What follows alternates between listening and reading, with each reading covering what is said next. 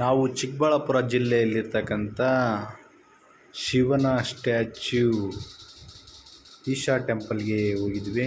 ನಾವು ಮತ್ತು ನಮ್ಮ ನರಸಿಂಹಣ್ಣನವರು ಅವ್ರ ಜೊತೆ ಹೋಗಿದ್ವಿ. ಬೈಕ್ ನಿಲ್ಲಿಸಿದ ನಂತರ ಸ್ಲಿಪ್ಪರ್ ಬಿಡೋಕ್ಕೆಲ್ಲ ಜಾಗ ಇರಲಿಲ್ಲ. ಅಲ್ಲೇ ನಾವು ಗಾಡಿ ಹತ್ರನೇ ಬಿಟ್ಟು ಮುಂದೆಗಡೆ ಹೋಗ್ತಾ ಇದ್ವಿ. ಅಣ್ಣನ ಸ್ವಲ್ಪ ಮಾತಾಡಿಸ್ಕೊಂಡು ಅಣ್ಣನ ಜೊತೆ ಮುಂದೆಗಡೆ ಎಂಟ್ರೆನ್ಸಲ್ಲಿ ಬಂದೇ ಬಿಟ್ವಿ. ಮುಂದೆಗಡೆ ಎಂಟ್ರೆನ್ಸ್ನಲ್ಲಿ ನೋಡ್ತಾ ಇದ್ದೀರಾ, ಒಳಗಡೆ ಸುತ್ತಮುತ್ತ ಗುಡ್ಡ, ಲಾರ್ಡ್ ಶಿವ ನಿಮ್ಮ ಕಣ್ಣು ಮುಂದೆನೇ ಕಾಣ್ತಾ ಇದ್ದಾರೆ. ಅಣ್ಣನ ಮತ್ತು ಲಾರ್ಡ್ ಶಿವ ಅವ್ರನ್ನ ಮಾತಾಡಿಸ್ಕೊಳ್ತಾ ಅಣ್ಣನಿಗೆ ಒಂದು ಹಾಯ್ ಹೇಳೋಕ್ಕೆ ಹೇಳಿದೆ. ಹಾಯ್ ಅಂದರು ಅಣ್ಣ. ಹಾಗೆಯೇ ಮುಂದೆ ಹೋಗ್ತಾ ಭಕ್ತಿಯಿಂದ ಕೈ ಮುಗಿದ್ರು. ಇದು ಎಂಟ್ರೆನ್ಸು.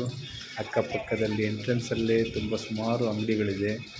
ತುಂಬ ವಿಶಾಲವಾಗಿರ್ತಕ್ಕಂಥ ಬೆಟ್ಟ ಬಯಲು ತುಂಬ ನೋಡ್ತಾ ಇದ್ರೆ ತುಂಬ ಖುಷಿ ಆಗ್ತಾಯಿದೆ. ನೋಡೋದಕ್ಕೆ ಎರಡು ಕಣ್ಣು ಸಾಲದು.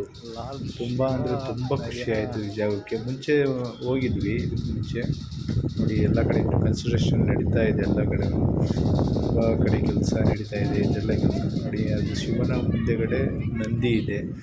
ನಂದಿ ಹತ್ರ ಹೋಗಿ ಅಣ್ಣ ನಿಂತ್ಕೊಂಡು ಫೋಟೋ ತೆಗೆಸ್ಕೊಂಡ್ರು.